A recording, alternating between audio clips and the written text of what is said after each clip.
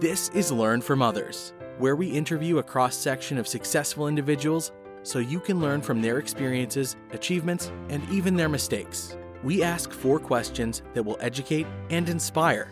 Greg Stanley will be your guide as we join our guest on a journey from adolescent daydreaming to success in today's world. Join us on this adventure as we learn from others together. Welcome to Learn from Others, where we help others succeed by sharing success. I'm very excited to introduce our special guest, Michael Turjanica. Got it, yeah. All right. Michael, how are you doing today? Doing wonderful, thank you. Thanks for having me. Yeah, well, thanks for joining us. Well, before we find out what we're actually doing today, if you would, could you please tell me, what did you want to be when you grew up?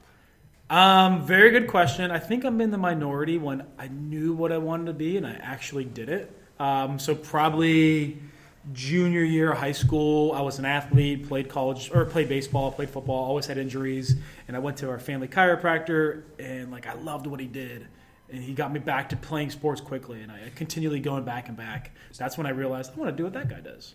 So you've alluded to it. That's what you do today, correct? So I'm a chiropractor. Yes. Yeah. Yes. So was it an injury that forced you to go to the chiropractor? I would say it was just a compilation of injuries throughout high school sports, I would say. And just always thought it was awesome that you could walk in having some type of pain and you could walk out seeing improvement and feeling better. Wow, that is really amazing that you realize that so quickly through a personal exactly, experience. Exactly, yeah, for sure. Wow. But no, he mentored me. He kind of took me along. He saw my expressed interest and kind of just walked me through the whole system of going through school and all that stuff. So he was a good mentor for me. So you're one of the very few folks that it seems like their career path was very direct. I would say so. Yeah, I would say so. I'm talking to a bunch of high school kids today. A lot of them still have no idea what they want to do. I don't know what I want to be. Yeah, my wife says the same thing, and she's 35 years old. Yeah, right. But no, yeah, I would say I fall into the minority when it comes to that. But I had that goal, and I just stayed focused throughout high school, college, grad school, and eventually I'm doing what I'm doing now, and I love it. So tell us about that. So you realized you wanted to do that. Yes. You started on that path. What was that career path and educational path to get there? Yeah, so educational path was you go to undergrad, you get your undergrad degree. For me particularly, I got a degree in biology and chemistry. I was very fortunate to play Division I baseball in college, so that was kind of a good experience as I went through my undergrad.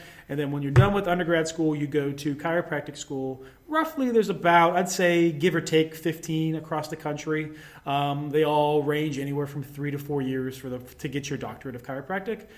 So right when I graduated from undergrad, I went to Palmer College of Chiropractic in Florida, and then I spent 3.5 years down there, got my degree, and set up shop, started practicing end of 2011. So I'm coming up on about 8 years now.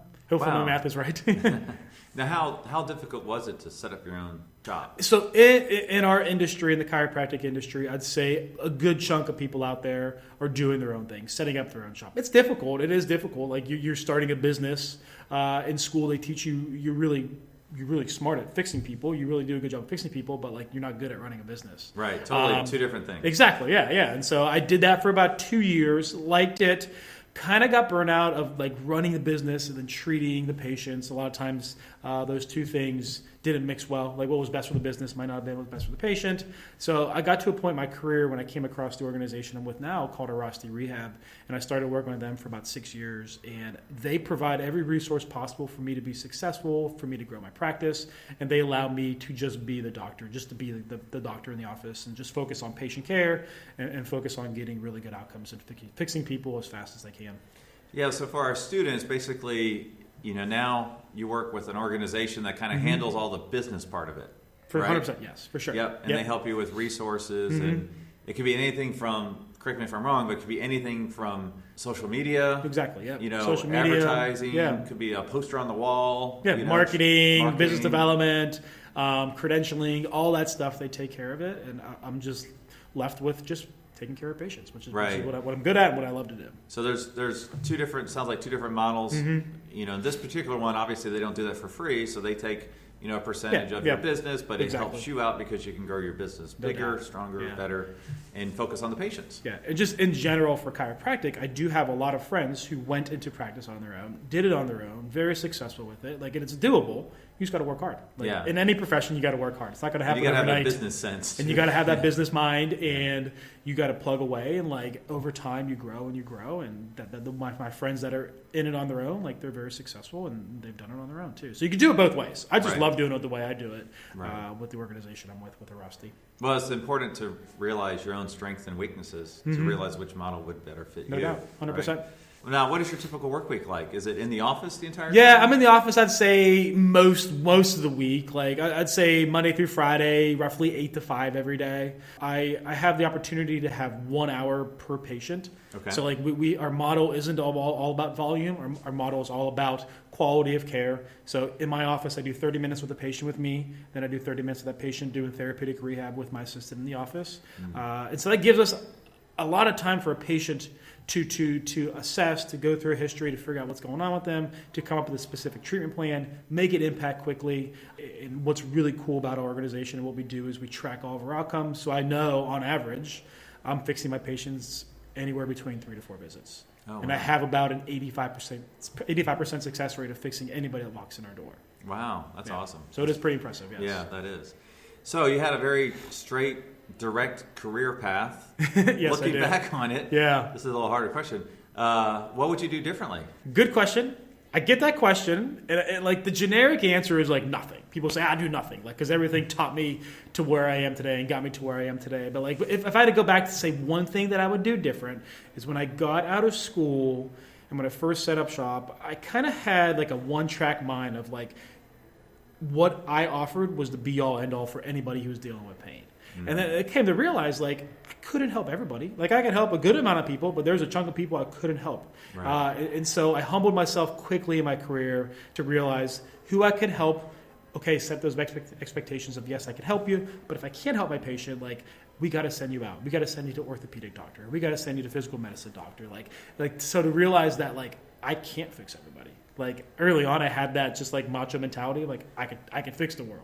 Right. And I can fix a lot of people, but I can't fix everybody. So I would say to just kind of open up my mind early in my career, where I think I just had to learn that as I went through the first couple of years. Right. Mm-hmm. Yeah, that makes sense. You learned a lot in those first couple of years because you had it as your own business and realized, hey, I'd rather do a different model. So for sure. Yeah, that's really cool. Well, now let's talk to the student who wants to do what you do. What advice would you give them?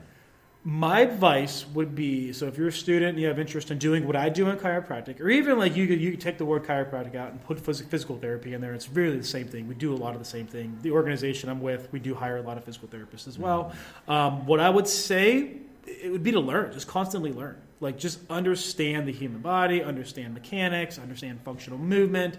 Just every day have that goal of, if you want to be a chiropractor or a physical therapist, no, you're going to achieve it, but like every day, you just like focus on that day. How do you get a little smarter? How do you get a little better? How do you set yourself up to be one day to do that? Right. So align yourself with mentors. Find people who are in the field. Pick their brain. Shadow them. Learn from them. That's what I did. It worked for me, but that'd be my best advice for a student considering that route. No, that's great advice. Well, thank you so much for taking us on your career journey today, Michael. Thank you so much. I appreciate it. Thank you for listening to Learn from Others, where we help others succeed by sharing success. Where will our next adventure take us? Subscribe to find out. If you know of someone who has a cool career story or occupation, contact Greg through Instagram at Greg Stanley LFO. That's GregStanley LFO. And we will see you soon as we learn from others together.